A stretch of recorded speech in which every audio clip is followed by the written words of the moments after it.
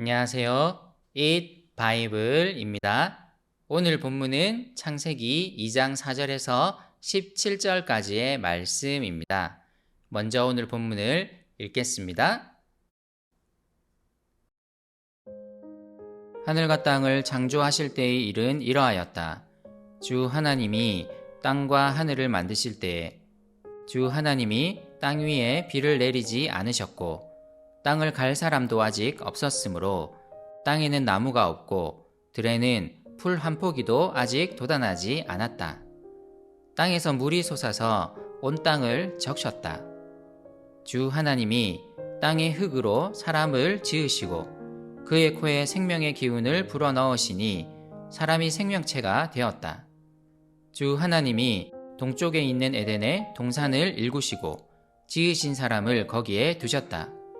주 하나님은 보기에 아름답고 먹기에 좋은 열매를 맺는 온갖 나무를 땅에서 자라게 하시고 동산 한가운데는 생명나무와 선과 악을 알게 하는 나무를 자라게 하셨다. 강 하나가 에덴에서 흘러나와서 동산을 적시고 에덴을 지나서는 네 줄기로 갈라져서 네 강을 이루었다. 첫째 강의 이름은 비손인데 금이 나는 하윌라 온 땅을 돌아서 흘렀다. 그 땅에서 나는 금은 질이 좋았다. 브돌라라는 향료와 홍옥수와 같은 보석도 거기에서 나왔다. 둘째 강의 이름은 기혼인데 구스 온 땅을 돌아서 흘렀다. 셋째 강의 이름은 티그리스인데 아시리아의 동쪽으로 흘렀다. 넷째 강은 유프라테스이다. 주 하나님이 사람을 데려다가 에덴 동산에 두시고 그곳을 맡아서 돌보게 하셨다. 주 하나님이 사람에게 명하셨다. 동산에 있는 모든 나무의 열매는 내가 먹고 싶은 대로 먹어라. 그러나 선과 악을 알게 하는 나무의 열매만은 먹어서는 안 된다. 그것을 먹는 날에는 너는 반드시 죽는다. 하나님은 사람을 창조하시고 그가 만드신 모든 피조물들을 관리하고 다스리는 권한을 주셨습니다. 사람은 하나님께 위임받은 대리인으로서의 권한을 잘 수행함으로써 하나님의 창조를 더욱 아름답게 하여 하나님께 영광을 돌립니다. 하나님은 사람이 생육하고 번성하도록 하시며 그들에게 먹을 것을 공급하십니다. 그리고 사람이 그분 안에서 안식을 누리도록 창조하셨습니다. 오늘 본문은 이 이야기를 한 번 더 반복합니다.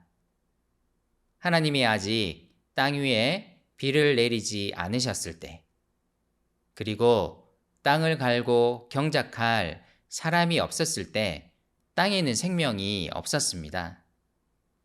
이런 묘사는 세상에 생명이 돌기 위해서는 비를 내리시는 하나님과 땅을 경작하는 사람이 정말 필수적이라는 사실을 강조하는 것입니다.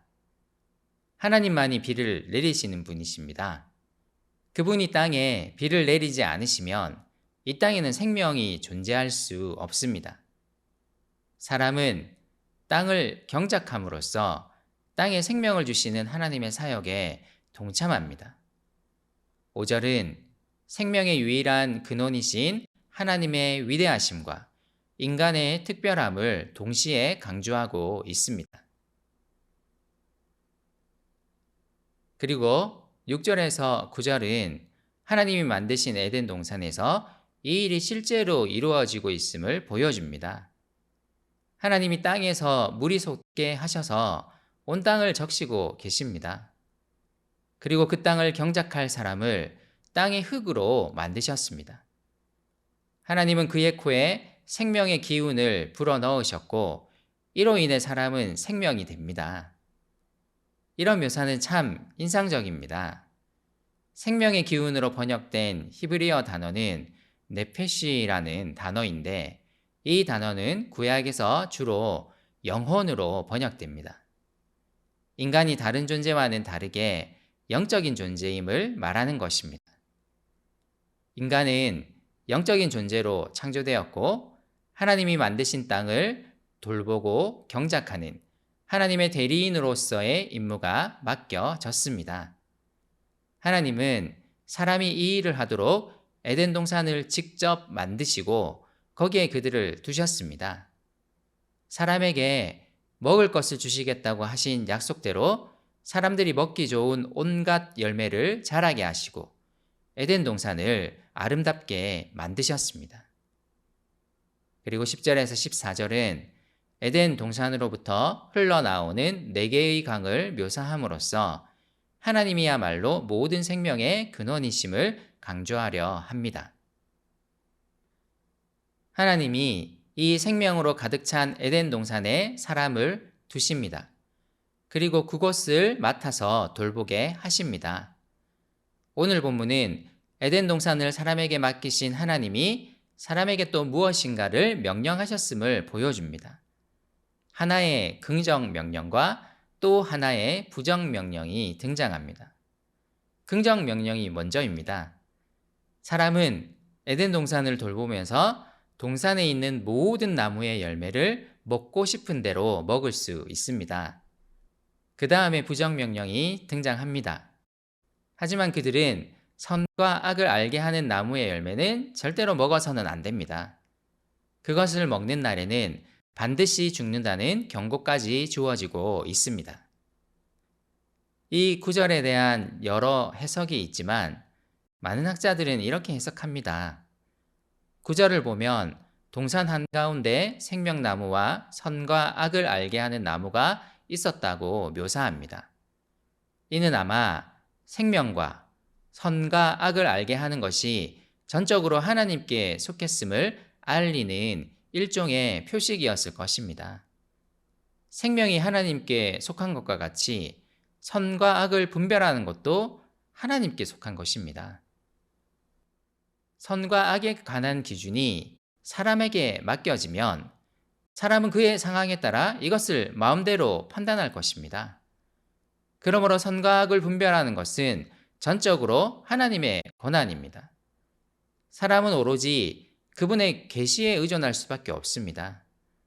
하나님의 계시에 의존하여 선과 악을 분별해야 합니다. 그러므로 선과 악을 알게 하는 나무는 사람이 하나님의 지혜와 계시에 전적으로 의존해야 함을 알리는 일종의 표식이었을 것입니다. 사람이 하나님의 대리인이기는 하지만 하나님이 아님을 알리는 것이기도 했습니다.